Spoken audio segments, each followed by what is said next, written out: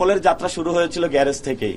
ইনশাল্লাহ আমাদের যে আজাদির যাত্রা, ঢাকা ৮-এর ন্যায়ের এবং অন্যায়ের বিরুদ্ধে রুখে দাঁড়াবার যে লড়াই, এটা এই গ্যারেজ থেকে শুরু হয়েছে এবং ইনশাল্লাহ এটা পার্লামেন্টে কণ্ঠ পৌঁছবে ইনশাল্লাহ। এই জায়গাতে অনেক ময়লা ছিল, ময়লাগুলো আমরা পরিষ্কার করেছি নিজ হাতে এবং আমরা বলেছি যে আমরা পেশি শক্তি এবং যে টাকার যে খেলা, সেটার বিরুদ্ধে গিয়ে, কালো টাকার বিরুদ্ধে গিয়ে নতুন সংস্কৃতির জন্ম দিব।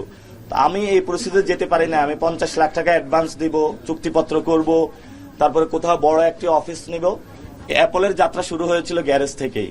ইনশাল্লাহ আমাদের যে আজাদির যাত্রা, ঢাকা ৮-এর ন্যায়ের এবং অন্যায়ের বিরুদ্ধে রুখে দাঁড়াবার যে লড়াই, এটা এই গ্যারেজ থেকে শুরু হয়েছে এবং ইনশাল্লাহ এটা পার্লামেন্টে কণ্ঠ পৌঁছবে ইনশাল্লাহ। আমার ক্ষেত্রে ব্যতিক্রম হবে, আমাদের একটা কল সেন্টার থাকবে যেখানে মানুষ সমস্যাগুলো জানাতে পারবে।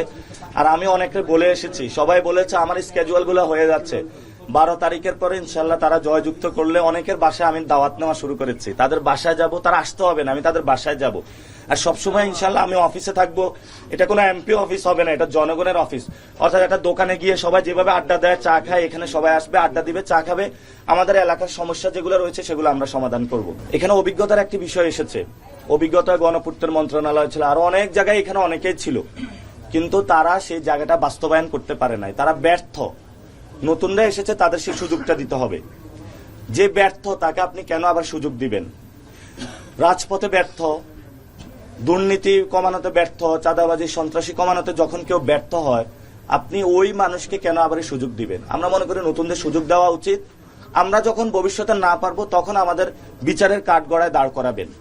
তো যারা এতদিন ক্ষমতায় ছিল তাদেরকে তো আপনার বিচারের কাঠগড়ায় এখনো দাঁড় করার নেই। তো ব্যর্থ মানুষ যারা, তাদের নিয়ে আমরা কেন আবার নতুন করে স্বপ্ন দেখব?